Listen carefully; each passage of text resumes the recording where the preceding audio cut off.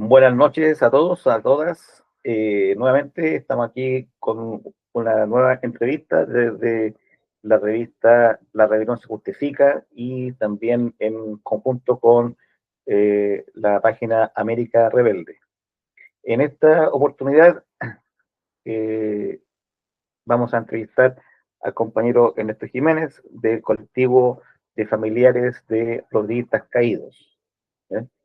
Este colectivo tiene una importancia central porque precisamente eh, abarca el rescate de la memoria de los combatientes del Frente Patriótico Manuel Rodríguez, movimiento y expresión de resistencia durante la dictadura, que fue fundado un 14 de diciembre del año 83 y que, bueno, eh, la memoria de la gente en el pueblo es debido a sus acciones de importancia en contra de la dictadura.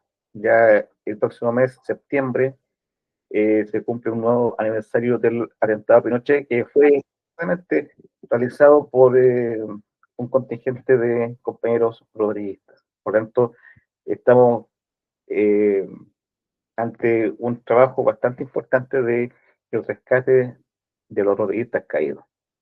Buenas noches, compañeros. ¿Cómo están? Buenas noches, compañero. Bueno, comencemos. ¿Cómo nace, cuándo nace este colectivo? ¿Por qué nace? A ver, primero agradecer la oportunidad que nos da para contar un poco la experiencia que hemos tenido nosotros en el colectivo, porque esto es un colectivo que es el colectivo de familiares de rodriguistas caídos. Ese es el nombre del colectivo. Bueno, el nombre del colectivo básicamente es porque en el año 2015, marzo más o menos, un grupo de compañeras eh, eh, se convocan a una reunión, a una junta, para poder establecer un poco lo que iban a ser las bases de lo que es hoy el colectivo. Eh, ¿Cuál era cuál fue el motivo de que un par de personas se juntaron? Bueno, básicamente veían que había una falta no de liderazgo, sino que de propuesta respecto a la historia del frente. Frente a eso, las compañeras se empezaron a juntar, yo me encontré con una de ellas y me invitaron a estas reuniones y desde ahí en adelante comenzamos un largo caminar por un poco la historia de lo que ha sido la organización o lo que fue la organización. Eh, y de a poco se fueron sentando las bases de lo que queríamos en verdad respecto a esto. Y un poco mirando nosotros hacia el lado, en este caso, por ejemplo, a los compañeros del MIR o otro tipo de partido de izquierda, por supuesto, revolucionaria, veíamos que ellos tenían básicamente una historia escrita. Y nosotros a esa altura de la vida no teníamos absolutamente nada. O sea, con Cueva teníamos uno o dos libros, no había más nada. Eh, entonces, bueno, eh, sentamos las bases de ahí, entonces dijimos, bueno, nosotros necesitamos rescatar, nuestra primera prioridad fue rescatar la historia de la organización. Y la historia de la organización está cruzada con todo lo que tiene que ver con la lucha eh, contra la dictadura y básicamente con nuestros caídos. Creo que ahí se resume un poco lo que queríamos, un poco cuál era nuestra tarea, era esa. Y en base a eso empezó un largo caminar en la historia de lo que fue la organización desde su nacimiento hasta todas sus acciones y todos los hermanos que fueron cayendo en el camino. Y desde ahí en adelante nosotros empezamos a hacer una lista de todos los compañeros y hermanos que habían caído en combate. Bueno, la lista hoy en día es una lista son creo que 70 hermanos caídos. son 68, 67 los que cayeron en combate, y hay un par de compañeros que murieron, que estaban en comisión, pero que murieron por enfermedad, pero que nosotros no incluimos porque estaban en una comisión de acción. No cayeron en combate, pero estaban en una comisión de una acción. Eh, y entonces nosotros nos abocamos a esta historia y empezamos a recopilar todos los antecedentes de los hermanos caídos. Antecedentes familiares, cómo cayeron, en qué acción cayeron, quiénes lo acompañaban, en qué estructuras trabajaban, etcétera. Empezamos a hacer toda una investigación porque, hay que decirlo, nosotros no podemos hacer memoria si de verdad no sabemos una historia real, si no sabemos la historia. Ahora, tuvimos que ir despejando muchas cosas. Una de las cosas que nos costó mucho despejar era que, eh, frente a la caída de algunos compañeros, eh, había mucha mito urbano. Y este mito urbano decía cualquier barbaridad menos lo real. Y frente a eso nosotros tuvimos que hacerle peso y tuvimos que hacer una doble investigación prácticamente porque teníamos que derribar ese mito. Y en muchos casos no era solamente una versión de ese mito, sino que había muchas versiones y era mucho más engorroso enfrentar la verdadera historia de lo que había pasado con los hermanos. Otra dificultad que encontramos es que muchos de los hermanos que cayeron en combate no tenían antecedentes familiares. Es decir, si tú recurrías a su familia, madre, padre, hermanos, primos o sobrinos incluso, ellos nunca supieron que el hermano que era militante del Frente Patriótico Manuel Rodríguez. Bueno, eso era algo que se daba mucho en esos tiempos porque había una compartimentación, ¿cierto? Y si el hermano no era de una familia revolucionaria, en este caso de izquierda, no le iba a contar a nadie de su núcleo más cercano que en lo que andaba. Y entonces las familias, y nosotros nos tocó entrevistar a las familias no tenían idea en lo que andaba el compañero y por lo tanto tampoco ellos tenían una relación cercana con la organización o con la izquierda en general. Y en base a eso a nosotros nos cortó mucho el acercamiento a esa familia, porque además esa familia no querían nada con nosotros, no querían nada, no querían saber nada en este caso, el frente o de alguien que militara en el frente o que fuera cercano al frente. No querían saber absolutamente nada. Eh, a nosotros se nos cerraron muchas puertas. Está esa versión y además está la otra parte, que era la parte de los compañeros eh, que tú en un momento me lo preguntaste y tiene que ver con los compañeros que eran frente partido en este caso, que eran los hermanos que cayeron antes que el frente se separara del partido. Ahí también hay una complicación, porque esos compañeros, fíjate que eran de familias comunistas y que pasaron al frente porque digamos, era como el paso lógico dentro de la organización. Estaba ahí en la J y de la J pasaba ya a ser miliciano y de miliciano a la organización al frente derechamente, ¿cierto? A los grupos operativos del frente. Ese era como el paso más o menos lógico. Eh, entonces, ahí nos encontramos con otro problema, y es que las familias de los compañeros que eran de familias comunistas tampoco querían nada con nosotros, tampoco querían darnos una versión, una entrevista o decirnos algo de lo que de lo que fue el compañero.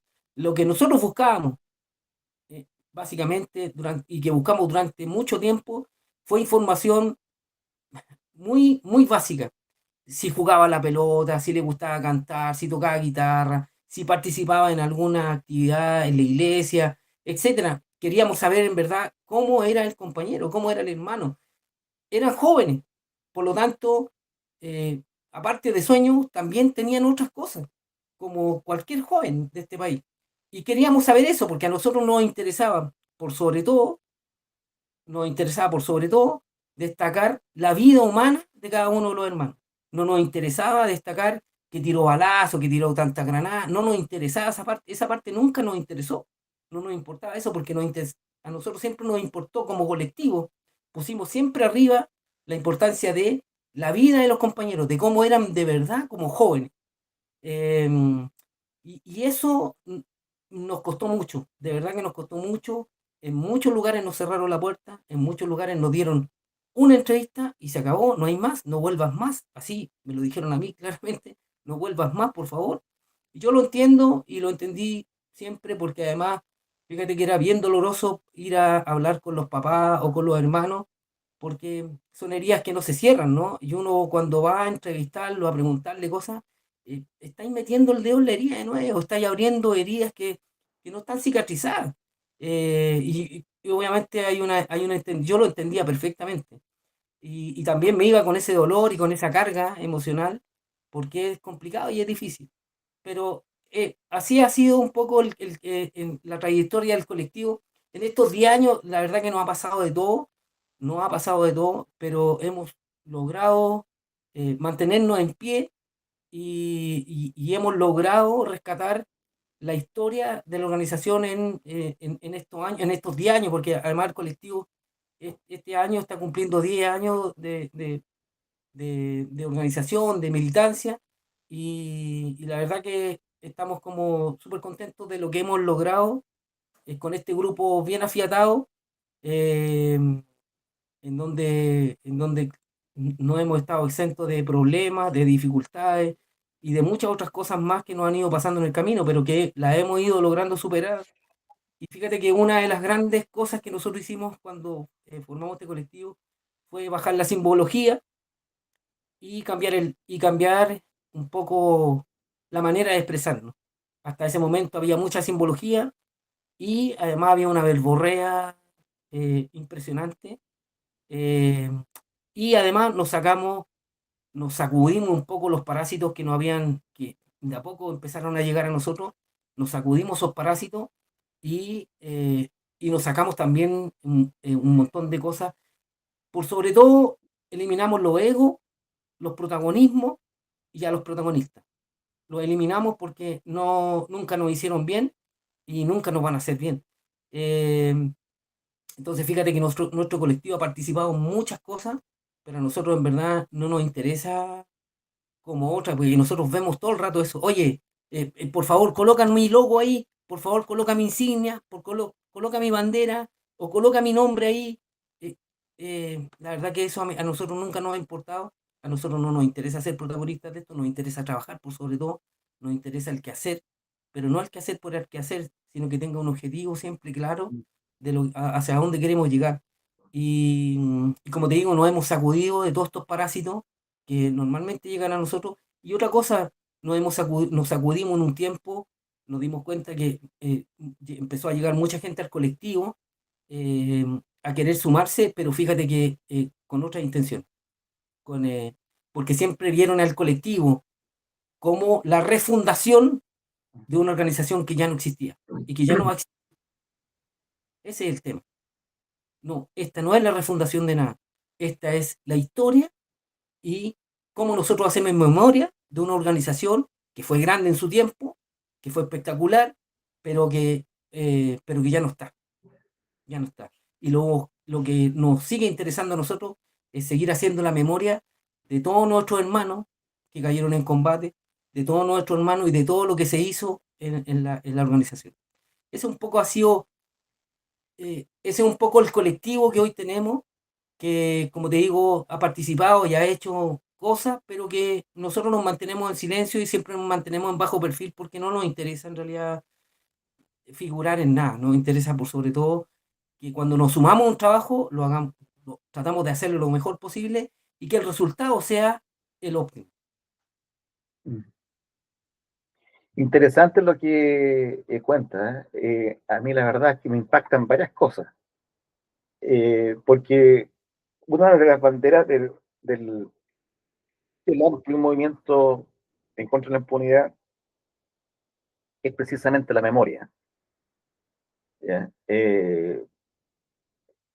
Y, y que haya dificultad de rescatar la memoria de los compañeros en cuestiones tan sencillas como lo que tú dices de los los pasatiempos, qué sé yo, si jugaban a la pelota, si cantaba, si tocaba algún instrumento, los gustos y preferencias, eh, que ahí no estamos hablando de cosas delicadas, de compartimentación y nada, sino que son cosas humanas. Entonces, que esas cosas humanas hayan sido difíciles de rescatar, o que sigan siendo difíciles de rescatar, en circunstancias que tienen que ver con algo esencial, que es la memoria histórica, impacta, impacta. Claro, hay elementos políticos que se cruzan entre medio, pero de igual forma eh, debería haber habido una capacidad de dejar esas diferencias a un lado, porque el objetivo era totalmente y sigue siendo precisamente loable, es revivir a los compañeros a través del recuerdo, a través de la memoria. Eh, y me imagino que esas barreras iniciales se fueron rompiendo o se mantienen todavía. Eh, mira, lo que nosotros teníamos que hacer ya lo hicimos, pero siguen habiendo eh, distancias con personas, con organización, eh, y que tienen que ver con esta disputa de la memoria, tienen que ver con lo que nosotros en algún momento vimos y que nos pareció muy mal y que nosotros nos hicimos a un lado, y es esta disputa por el muerto. Cómo te peleáis un muerto? Eso nosotros siempre lo miramos desde la vereda al frente porque nosotros nunca nos quisimos hacer parte de eso porque nos daba mucha vergüenza además ver cómo organizaciones o fracciones de organizaciones se disputan los muertos, eh, por fuerte que suene, pero es así, se los disputan, entonces nosotros nunca quisimos entrar en esa vereda y la verdad que hasta el día de hoy nosotros tenemos algún grado de dificultad con algunos familiares por lo mismo, Ya. porque, porque le colocan una bandera al compañero, al muerto, le colocan una bandera y no hay más. O sea, no quieren reconocer que el compañero sí nació bajo esa bandera, pero murió bajo esta otra bandera. Lo que no deja de ser que el hombre es un revolucionario, si al final él fue un revolucionario y nosotros rescatamos eso, que él fue un revolucionario. Ahora, Y que, disculpa, sí, eh, eh, de- eh, los compañeros y compañeras caídas, ¿cierto? Lo que yo entiendo por tus palabras, son los que eh, estaban en Chile. ¿Qué pasa con los compañeros que cayeron, por ejemplo, en Nicaragua, en El Salvador? bueno, ahí tenemos otro asunto, porque nosotros, la verdad que nosotros, a ver, cuando nosotros nos fijamos límites o nos fijamos objetivos, nosotros tuvimos una gran discusión con esto. Primero, ¿desde dónde hasta dónde vamos nosotros a trabajar? ¿Desde dónde hasta dónde vamos a reconocer nosotros a los hermanos caídos? Entonces nosotros tuvimos una gran y una larga discusión durante mucho tiempo respecto a esta situación. Lo mismo pasó y tuvimos una gran discusión respecto a los hermanos del partido que eran del frente pero que murieron, etcétera. Ahí hubo otra discusión más. Y la otra discusión tiene que ver con los internacionalistas. Tiene que ver con los internacionalistas. Ahora, lo que hay que dejar en claro es que los internacionalistas, muchos de ellos, eh, y en general casi todos, ellos tienen un camino hecho y ese camino era Cuba, Nicaragua. Y de Nicaragua, los que, los que lograron salir de Nicaragua, que fueron muchos, eh, volvieron a Chile, ¿cierto? Y algunos se sumaron a la pelea y otros no, o otros desde lejos se sumaron, pero no lo hicieron ahí. Nosotros, la verdad que no nos hicimos parte de la gente internacionalista que murió en Nicaragua o en El Salvador. Nosotros no nos hicimos cargo de eso porque veíamos que nosotros no teníamos las competencias para hacer eso y porque ya había un grupo de personas que estaba trabajando con los internacionalistas. Entonces nosotros no nos íbamos a meter de por medio a entorpecer el trabajo de ellos, que era un trabajo que ya tenían montado, o sea, ellos ya tenían, creo que tenían hasta memorial. Entonces era un Sí. trabajo hecho. Y en ese trabajo nosotros no nos íbamos a meter. O sea, no, no, ¿para qué? Si ya había gente trabajando en eso, no. Es como que a nosotros se formara otro colectivo a hacer el mismo trabajo. No tiene sentido. No tiene ni un sentido. Esa es un poco la respuesta que te puedo dar respecto a los internacionalistas. Y, por ejemplo, los casos de los compañeros que también lo hay, que no fallecen en combate ni tampoco en tortura, sino que fallecen tiempo después, ¿ya? A consecuencia de la herida, a consecuencia de las torturas a los cuales fueron sometidos, ¿cierto? Eso dejó secuelas y, y fallecieron. O otros que fallecieron por causas que no son precisamente de combate, ¿cierto? Eh, por ejemplo, no sé, por un accidente en moto, en auto, ¿ya? Esos compañeros están incluidos. Ya, como te dije al principio, nosotros pusimos un límite de tiempo. Y frente a eso nosotros partimos desde el año 83, desde el nacimiento de la organización, ¿Sí? y pusimos límite hasta el año 92. Hasta Nosotros el momento. reconocemos, ¿Ya? nosotros reconocemos a los hermanos caídos en combate hasta el año 92. Y en el año 92, los últimos hermanos que caen son los hermanos de la fuga, creo que son de la fuga Ah, de la penitenciaría del 10 de octubre. el pum Creo que pum, sí, creo que ellos son, y si no me equivoco, sí, son ellos. Son ellos. Ellos son los últimos. Y deberían, y de hecho, la última acción en los 90 de la organización es donde cae Alex y Fabián, si no me equivoco. Esa es como la última acción en donde mueren compañeros. Después viene lo del 10 de octubre y de ahí en adelante no hay más, no hay más hasta el 96 que es la fuga. sí, Entonces, la fuga marca, viene a marcar en la línea del tiempo de la organización, viene a marcar el término de la organización. La organización, la última gran acción que hace la organización es el año 96 en la fuga. Esa es la última acción de hecho, la organización se va con el helicóptero. Así de simple. De ahí no hay más organización. Ahora, respecto a lo que me tú preguntáis, respecto a los compañeros que han ido falleciendo, compañeras y compañeros que han ido falleciendo por enfermedades, la verdad que nosotros lo hemos acompañado a quienes conocíamos o no conocíamos, pero lo hemos ido acompañando de alguna u otra manera, lo acompañamos, pero más que eso, la verdad que no, no podemos hacer.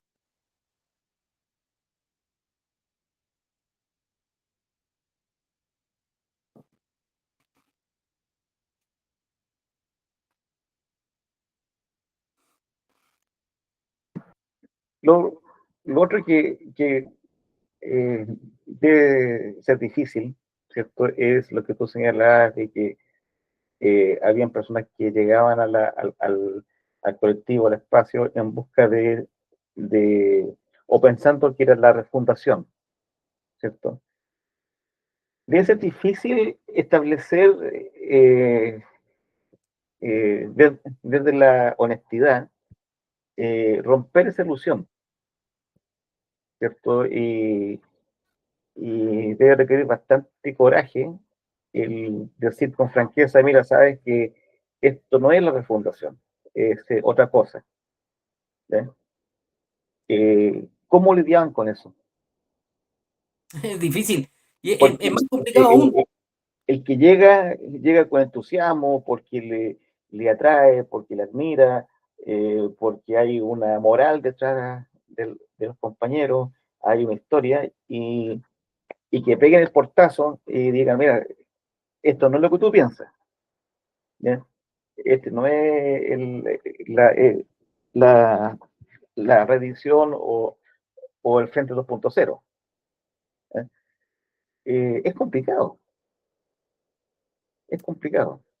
Ya, mira, sí, es complicado muchos ni siquiera alcanzaron a llegar a ser parte del colectivo, porque primero obviamente hay un pololeo y Mm, en ese pololeo le decí la verdad, ¿no? La verdad, y la claro, verdad era que era esto, y la verdad era que también había harto trabajo que hacer. Entonces, hay mucha gente que llega con todo el entusiasmo del mundo, pero cuando ve que es tanto trabajo y que tenéis que esforzarte y que tenéis que dejar las patitas en la calle, solitos se van, solitos se van, solitos se van porque ellos piensan que esto es como la farándula, pues estoy aquí entre los, no sé, claro. no, no, esto no es así, esto no es así. Fíjate que yo en un tiempo, nosotros en general, el colectivo, y a mí me pasó igual que a las compañeras, y es que, por ejemplo, para las entrevistas con los familiares o para averiguar de algo o de alguien, eh, eh, a mí me pasó que me mandaron, yo llamaba, me daban el dato y habla con tal compañero. Yo hablaba con tal compañero y ese compañero me decía, mira, te voy a darte el número de este compañero, dile que va a ir de parte de este personaje y habla con él.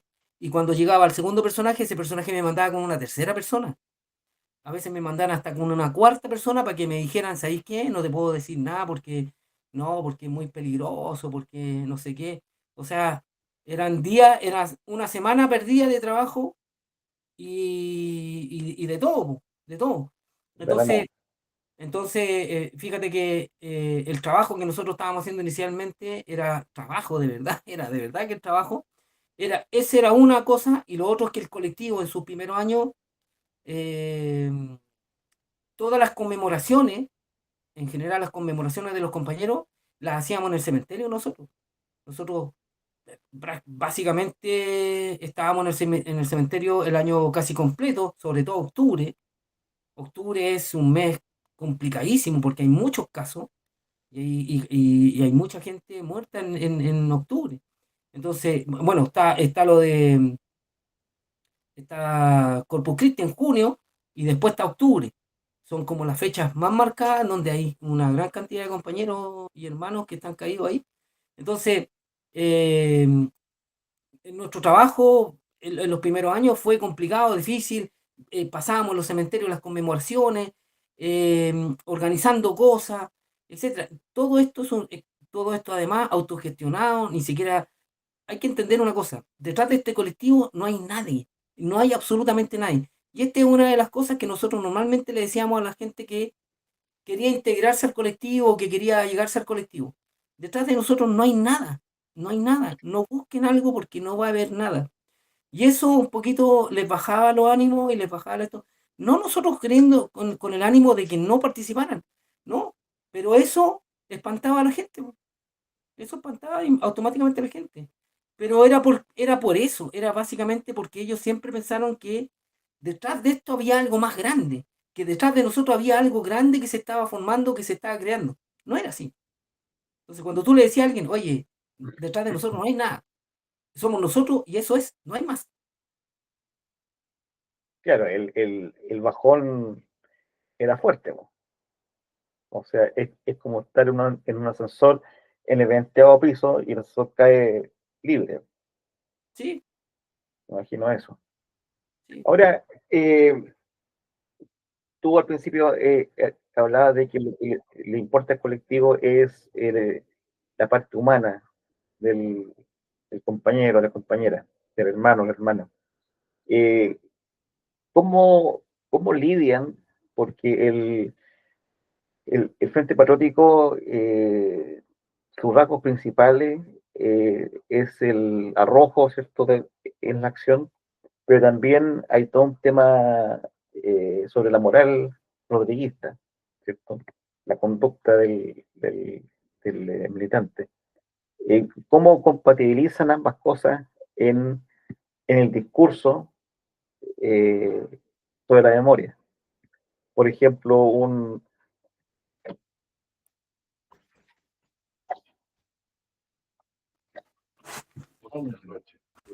buscar un paquete, por ejemplo, uno ve. Ah, que la gatita.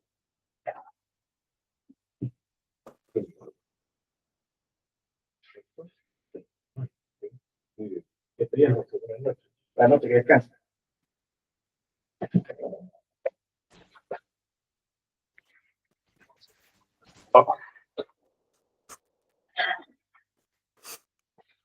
Eh, porque porque yo entiendo la reivindicación de la parte humana en el sentido de darle un sentido de vida a los compañeros, ¿cierto? Pero también es necesario el contexto, ¿cierto? Eh, ¿Cómo lidian con eso? Porque no es lo mismo la reivindicación, la memoria de un militante político a, a la de un militante revolucionario, que participa en acciones, su figura, su memoria está ligado a la lucha armada, ¿ya? Y que también está ligado a una moral bastante particular y sólida.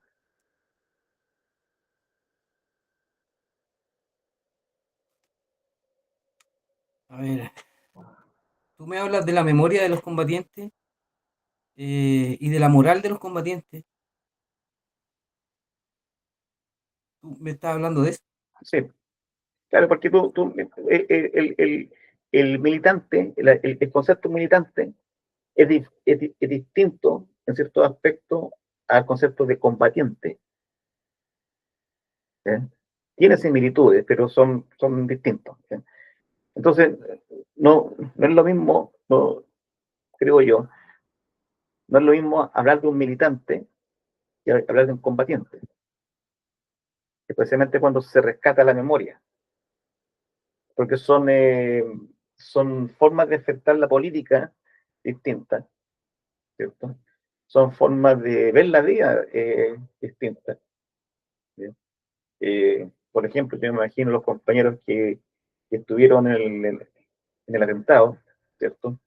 Tienen una visión de vida totalmente diferente a cualquier otro compañero que, por muy importante que haya sido, y que no haya sido un combatiente, sino que un militante, sin desmerecer eso, es distinto porque tú estás ahí en la acción armada, ¿cierto? Arriesgando tu vida en fracciones de segundos, y eso te cambia todo, ¿eh? Que cambia tu percepción de la vida, en fracciones de segundos se te vienen recuerdos, memorias, qué sé yo, es otra forma de vivir la lucha, ¿ya? Sí. Entonces, el contexto, el, ¿cómo trabaja el contexto cuando trabaja en la memoria? A ver,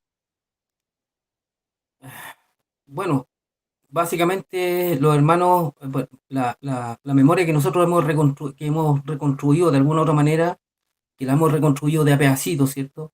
¿No? Eh, y que la hemos ido de alguna u otra manera limpiando de lo que te decía al principio, eh, de toda esta cosa urbana, de todo este mito urbano que le cayó encima, ¿cierto? Entonces nosotros recogimos estos pedacitos, la limpiamos y la volvimos a unir de alguna otra manera. Pedacitos nos faltan, pero en su totalidad está lista. Y lo que nosotros recogimos de alguna otra manera es básicamente de hermanos militantes combatientes. Eso es lo que recogimos nosotros. Eso es lo que logramos fortalecer. Y eso es lo que hemos ido fortaleciendo con el tiempo. Ahora, yo soy un militante de una organización chiquitita, que es un colectivo, ¿Mm? etcétera. Yo soy un militante de vía ahí. No soy un combatiente, soy un militante de eso. ¿Sí? Pero a la hora que tú me llames y que tú me digas, eh, oye, este militante tiene que pasar a este, ¿qué es lo que le pasaba a los hermanos, no? Porque los ¿Mm? hermanos eran militantes de la organización y en algún momento pasaban a los grupos operativos y seguían siendo militantes, pero ¿Sí? ya la situación operativa dictaba de otras cosas. Ya no había un trabajo, no sé, de propaganda o de otro tipo de cosas que hace más un militante, un miliciano en este caso, a el grupo operativo que está constantemente trabajando en una cosa ya más frontal, ¿cierto? Eh, pero, pero yo creo que la moral de los compañeros y la moral que nosotros le tratamos, le rescatamos de alguna otra manera, le rescatamos ahí, está basada en que eran buenas personas, que por sobre todo eran disciplinados en lo que hacían y, y ¿cómo se llama? Estaban ahí puestos al 100% con la organización y con la lucha que estaban dando. Ahora, hay que entender un poco que eh, son jóvenes, todos muy jóvenes, sus edades fluctuaban entre los 21 y los 29 años aproximadamente, por lo tanto eran gente muy joven y que era gente llena de sueños además, llenas de sueños, llenas de esperanza, por lo tanto yo no podría cuestionar la moral de los compañeros, en No, este caso los hermanos, claro. porque la verdad que está ahí, pero está de té ahí que los compañeros y los hermanos se la jugaron por una situación en particular, ¿no? Ahora, el colectivo, el espacio natural del colectivo es el ámbito de lucha contra la impunidad, los derechos humanos. ¿Cómo se relacionan con las agrupaciones, con este amplio movimiento? A ver, nosotros no, a ver, dentro de nuestras políticas como colectivo, eh, de alguna otra manera, sí, tenemos que ver con lo que tiene que ver con los derechos humanos, pero, pero fíjate que esto de los derechos humanos está tan manoseado que la verdad que no sé si yo te podría hablar de derechos humanos en este caso, en el caso porque hablar de derechos humanos es victimizar a los compañeros, a los hermanos. Y la verdad que nosotros como colectivo nunca hemos puesto como víctima a nuestros hermanos, porque ellos fueron combatientes, porque murieron en combate, porque murieron enfrentándose a un enemigo. Se murieron enfrentándose o murieron en una acción. Entonces los hermanos, los compañeros no son víctimas. Por lo tanto, nosotros no nos relegamos al espacio de derechos humanos, lo relacionamos de alguna otra manera con ellos, pero la verdad que nosotros tenemos, no sé si una distancia, pero que ellos hagan su trabajo y nosotros hacemos el nuestro. La verdad que ese es el nivel de respeto que nosotros tenemos por las agrupaciones. Tenemos una opinión bastante crítica respecto a lo que son las agrupaciones, pero, pero que ellos hagan su pega, que ellos hagan su pega, que ellos sigan haciendo su labor, que nos parece súper loable, y nosotros hacemos la nuestra, que es el rescate de la memoria de nuestros hermanos. Creo que eso es lo que nosotros de alguna u otra manera hemos hecho eh, como postura política, como postura social y como postura como colectivo, ha sido siempre nuestra postura esa. Dejar que los demás hagan su trabajo como ellos quieran, nosotros no vamos a intervenir ahí. Ya. Eh, Desde el año 88 hasta el 2019, en Chile hubo, o hay, digamos, hasta ahora, 136 personas que fueron asesinadas en el contexto de protestas sociales, ¿sí? De todo tipo, estudiantiles, mapuche, pobladores, de todo, ¿sí? Estudiantes. Eh, Hubo 136. Entre ellos, los dos últimos compañeros a los cuales tú hacías mención del año 92, Alex y Fabián. ¿Mm? Eh, También en el año del año 90 al 94 hubo 500 presos políticos, ¿sí? Y actualmente hay alrededor de 136 presos políticos, si no un poco más, ¿sí? ¿Cómo ven ustedes la situación hoy día sobre los derechos humanos? ¿Ya? Y tomando en cuenta, ¿cierto?, el estallido social o revuelta popular, en el cual el Estado se saca la máscara, ¿cierto? Y se muestra tal cual es, con una represión brutal, eh, eh, que digamos es, yo creo, nunca antes visto en un contexto, entre comillas, democrático, ¿eh?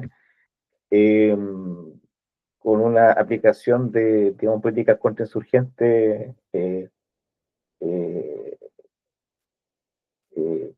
brutales. ¿Cómo ven ustedes el contexto actual? A ver, Porque ni siquiera, partida, fíjate, ni mira, siquiera se sí, habla de presos políticos, se le inventó el término de presos de la revuelta mm, para esconder el hecho que son presos políticos. ya, pero eso no es primera vez que sucede. Y ¿Mm? primero, quiero aclararte que este gobierno no es que se haya sacado la careta, primero.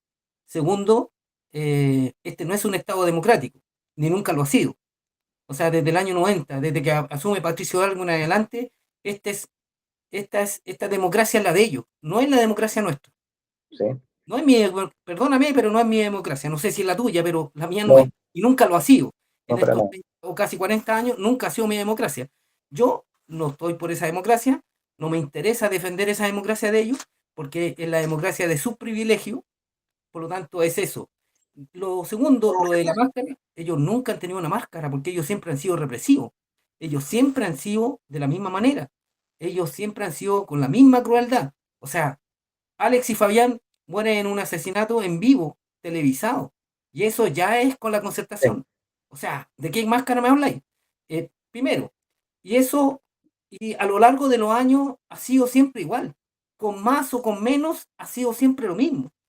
Ahora, cuando tú me insistes con lo de los derechos humanos, perdón, pero aquí la violación sistemática de los derechos humanos ha sido constante. Desde que asume la democracia en adelante, la violación de los derechos humanos no se ha detenido. Ha sido enmascarada, sí, ha sido encubierta, pero no se ha detenido y ha sido lo mismo toda la vida. Que ahora, que a propósito del estallido social, eh, hayan habido más o menos detenidos, no quiere decir que en el pasado no hayan habido detenidos. O sea, hay mucha gente detenida y asesinada.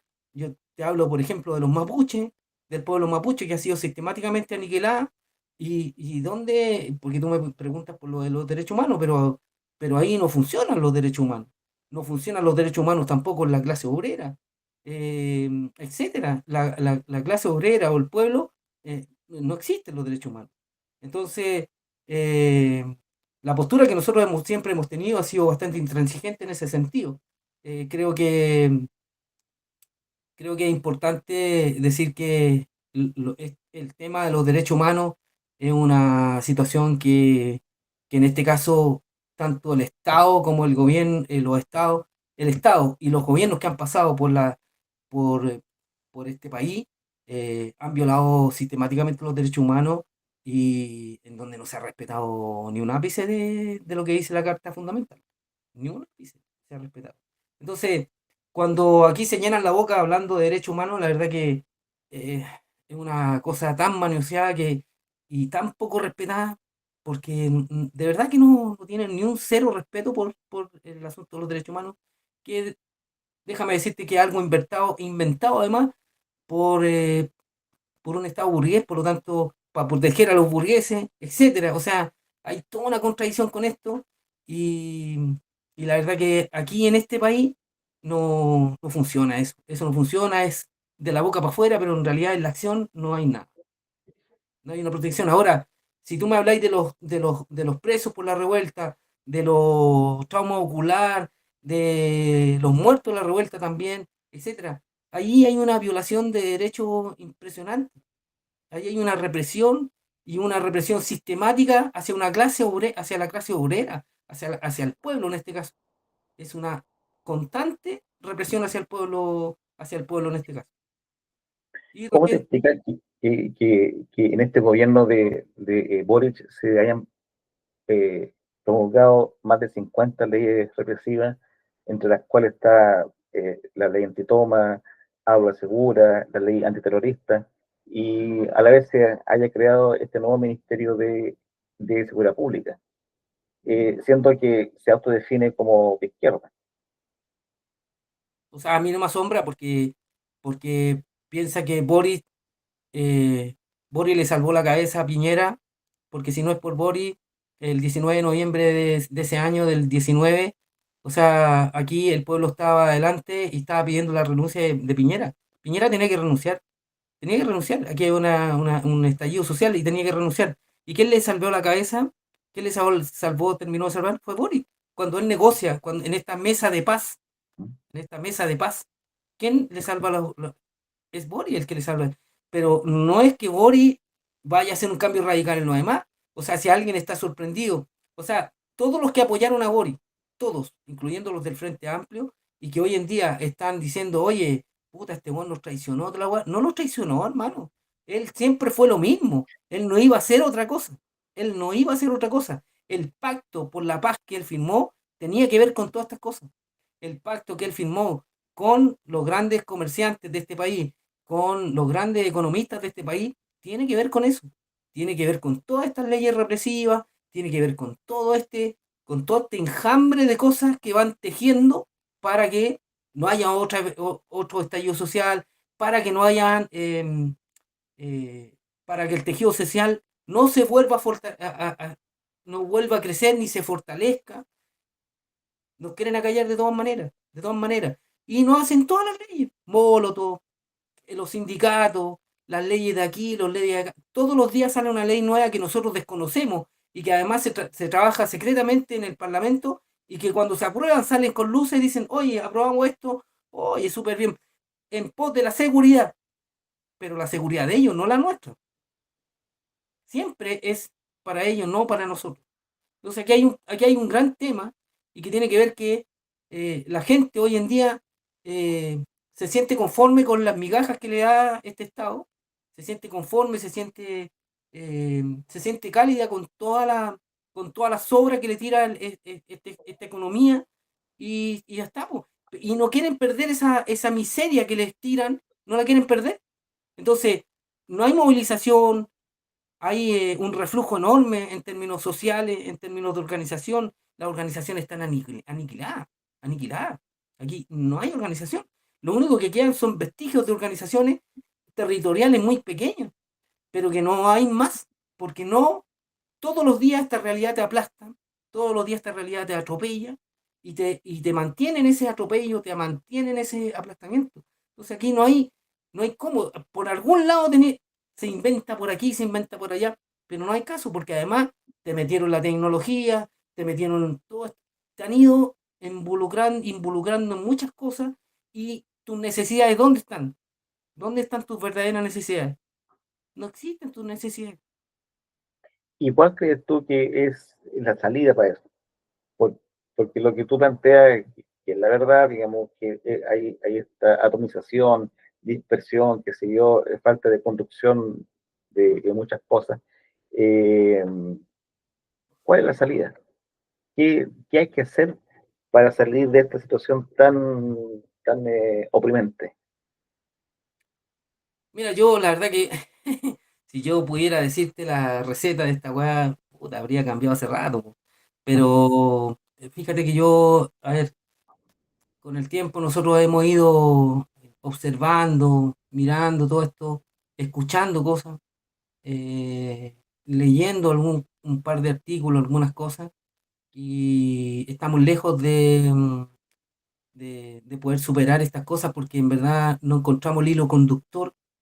En algún tiempo el hilo conductor fue la necesidad, la pobreza, ¿cierto? ¿Cómo ¿Sí? salimos de la necesidad? ¿Cómo salimos de la pobreza? ¿Cómo salimos de esta situación agobiante que era la dictadura? ¿Cómo le salimos el paso a la dictadura? ¿Cómo le salimos el paso a esta situación, ¿no? De alguna otra manera. Habían fórmulas, se crearon fórmulas y fueron ganando espacio y se fueron agrandando, etcétera. Hubo una evolución de eso. Pero fíjate que hoy en día, te vuelvo a decir, mis necesidades no son las necesidades del vecino. Antiguamente mis necesidades eran las mismas del vecino. Las mismas de toda la cuadra en las mismas necesidades, que era el pan, que era la justicia, que era la libertad. Esas eran las necesidades que nos unían a todos. Pero ahora, ¿cuáles son nuestras necesidades? Cuando nosotros nos hacemos esa pregunta, ¿cuáles son nuestras necesidades? ¿Cuál es la necesidad de nuestra clase obrera? ¿De nuestra clase? Porque fíjate que ahora la gente no es obrera, no es de la clase obrera. De clase media. Es clase media baja, clase media alta. y son tan pobres como nosotros. No son pobres porque tienen un auto, no son pobres porque tienen una casa, pero trabajan como endemoniados, trabajan más de 10 horas y no les alcanza, pero no son pobres. No viven en una población, A ver, no viven en una villa, ahora viven en condominio.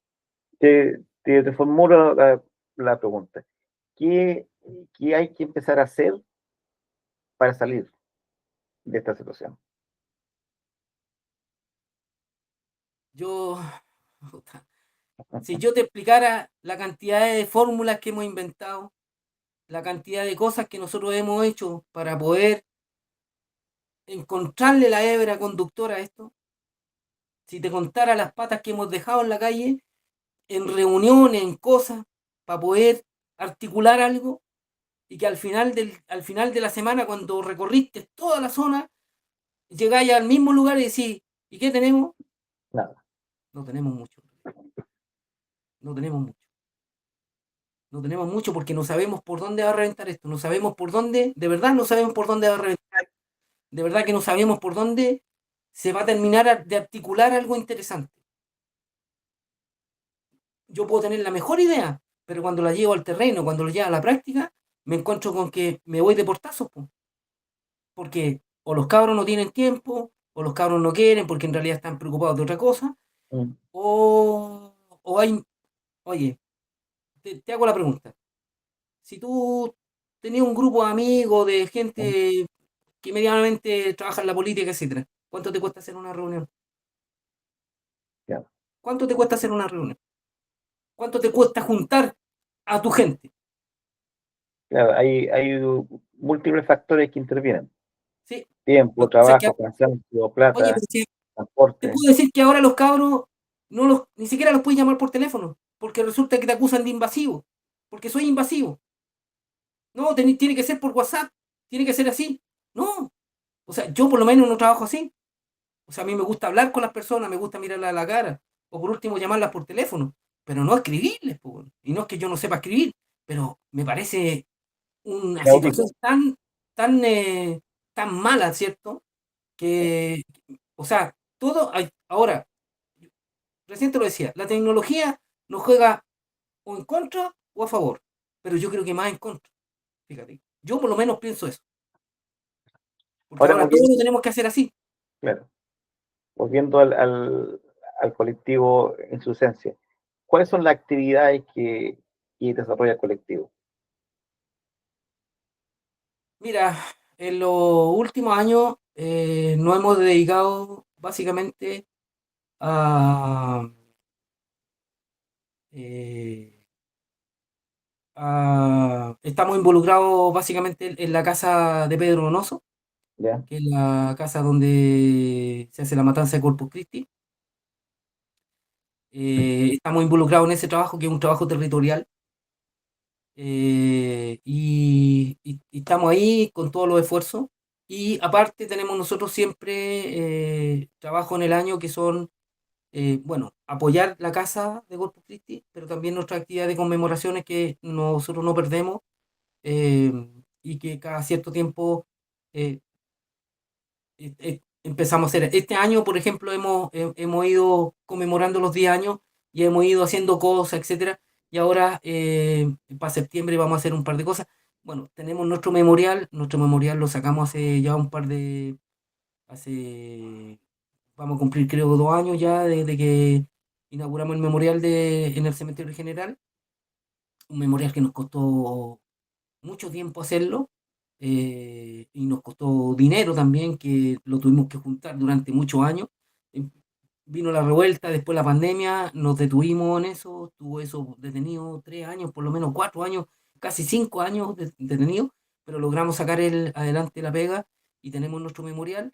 eh, Memorial que está en diagonal a la tumba de Miguel Enrique, está al lado de Patio 29, etcétera, está en un lugar muy estratégico, y ahora estamos haciendo todo, estamos tratando de hacer todas las conmemoraciones de hermanos y compañeros o de fechas importantes.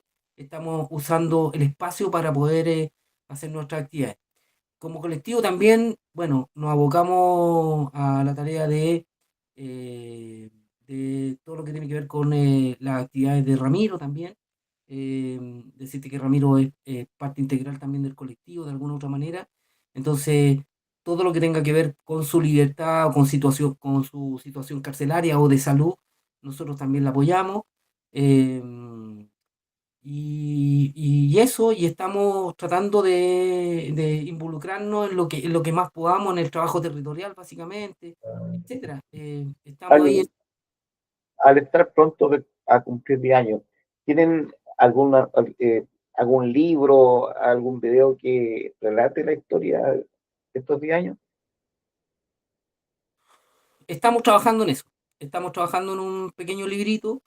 eh, y como apoyo está la Fundación Raúl Pellegrín, que ¿cómo se llama?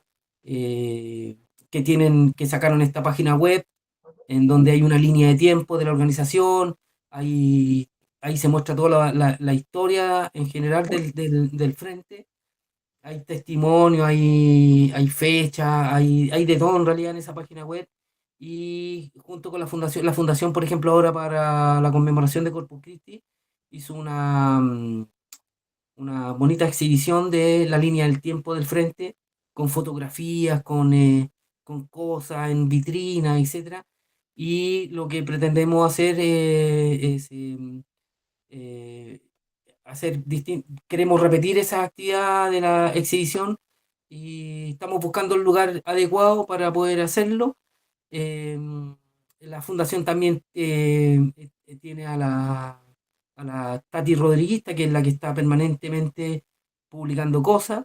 Eh, y nosotros como colectivo este año obviamente vamos a conmemorar nuestros 10 años y lo vamos a hacer, efectivamente lo vamos a hacer en el memorial. eh, y ahí vamos a conmemorar los 10 años de este colectivo y de todo el trabajo. Y hemos tratado de mostrar todo el trabajo que hemos hecho durante estos 10 años. Así que estamos en eso, estamos trabajando en eso. Eh, no es fácil, no somos muchos dentro del colectivo tampoco, por lo tanto hay harto trabajo hay que hacer y estamos ahí dividiéndonos la pega, tratando de avanzar poco a poco, de avanzar lo que más podamos en esto. Mira, lo más importante de esto es que a nosotros no nos importa cuánto nos demoremos en esto, nos importa el resultado. Y el sello del colectivo básicamente siempre ha sido que presentamos un trabajo limpio, un trabajo serio y un trabajo bien hecho para poder mostrar lo mejor posible a la gente, en general a la gente, y tratarla de la mejor manera, acogerla de la mejor manera, atenderla de la mejor manera. Ese es un poco el sello del colectivo. eh, y que además nos hemos ganado el respeto de muchos espacios, en estos 10 años nos hemos ganado el respeto de mucha gente que no lo teníamos, que ahora lo tenemos, por supuesto, porque hemos mostrado seriedad en el trabajo, mucho respeto hacia las demás personas y hacia los demás que trabajan al lado nuestro, por supuesto. Como te decía en delante, nosotros hacemos nuestro trabajo y también dejamos que otros hagan su pega y no estamos siempre mirando para el lado en cómo lo hacen, qué dicen, qué dijeron, que no entramos en ese juego, la verdad, a nosotros no nos interesa eso. Sí, pues no, no contribuye mucho. Compañero, estamos llegando al término de la entrevista. Debo decir que ha sido una entrevista muy significativa. Eh, lo que tú relatas, yo creo que para muchos es importante, porque toca una parte de la historia eh, demasiado central, por todo lo que significa el Frente Patriótico, más allá de que hoy día, como tú dices, no existe. Eh, pero igual que en el caso del MIR, ¿cierto? Queda, es como que no existe orgánicamente, pero está presente. ¿Ya? Está presente en el ambiente de, de muchas partes del país, en el corazón de muchos, ¿cierto? De trabajadores, de trabajadoras, de pobladores, eh, de estudiantes, que, que de vez en cuando miran para atrás y se acuerdan. ¿Sí? Es una memoria que es imposible borrar. Son historias que por más que la burguesía trate de limpiar e imponer esa fábula estúpida de que la democracia se conquistó con un lápiz y un papel, eh, de igual forma esta historia porfiada aparece una y otra vez, quizás de forma subterránea, ¿eh? Quizás no con toda la publicidad que se da en otras cosas, pero está ahí. Y el trabajo de rescatar la memoria de los combatientes es sumamente importante. Es sumamente importante porque uno de los factores o una de las cosas que estos tipos han querido siempre eliminar es la existencia del conflicto armado en Chile. Ya en Chile hubo conflicto armado, sigue habiendo conflicto armado y siempre ha habido conflicto armado. ¿Ya? Con mayor o menos intensidad, con mayor o menos incidencia, pero está presente. ¿Ya? Y el rescate de la memoria de los combatientes inevitablemente apunta hacia eso. Así como las Fuerzas Armadas en, en sus academias tienen la historia militar, ¿cierto? Eh, el rescate de la memoria de los combatientes tiene que ver con escribir la historia militar del pueblo. ¿Ya? Y está ahí, presente. Uno ve para atrás, ¿cierto? Las matanzas, los movimientos colectivos, grupos que en los 60 aparecieron, el MIR dentro del mismo Partido Socialista, los helenos y otros más, y antes de ellos también, con, eh, con el compañero Luis Reynoso, que a fines de los 40 se desprende del Partido Comunista, ¿cierto? Y trata de también formar un grupo revolucionario. Entonces, la historia está presente. Así que ha sido muy grata la entrevista. Eh, los felicito por rescatar la parte humana de los compañeros. Eh, Eso también tiene importancia porque es verlo de carne y hueso, de seres reales, ¿eh? Con todas sus virtudes y contradicciones, con todas sus certezas y dudas. ¿Eh? Son así, y cuyo principal logro, ¿cierto? Fue ese arrojo, ese compromiso y ese combate frontal. Así que le agradezco en el alma la entrevista. Eh, También invitarlo a que utilice nuestra página para las cosas que ustedes quieran, va a estar siempre abierta. Eh, Pueden enviar los artículos, actividades, afiches, siempre se van a publicar.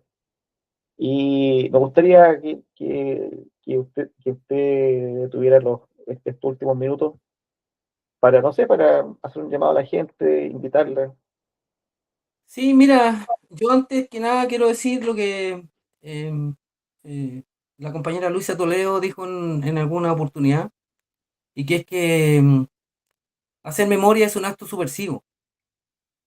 Y efectivamente es un acto subversivo, porque este sistema político y económico no quiere que nosotros levantemos esta memoria, la historia y la memoria.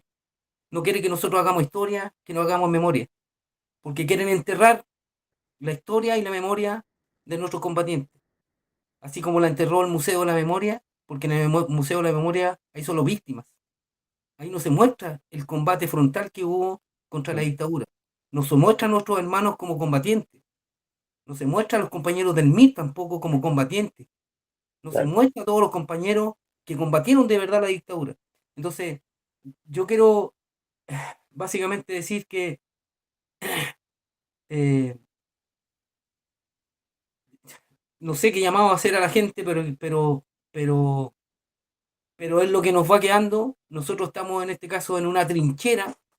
Mira, en lo que llegamos, estamos en una trinchera de una casa de memoria, en un espacio de memoria y estamos atrincherados ahí haciendo memoria, haciendo historia. Y desde ahí estamos lanzando zarpazos para todos porque queremos seguir avanzando en nuestra historia, queremos seguir haciendo historia y por sobre todo queremos que la gente de alguna u otra manera se una a toda esta lucha reivindicativa de lo que es nuestra historia, nuestro pasado y nuestra memoria. Eh, eh, no voy a caer en una de esas frases cliché, pero básicamente yo hago un llamado a la gente a que se una a los proyectos y a los trabajos territoriales y sociales que hay en este momento y que son nacientes o que llevan mucho tiempo, pero que están ahí y que necesitan de la ayuda, necesitan de manos, necesitan de gente que quiera cooperar, ayudar, colaborar.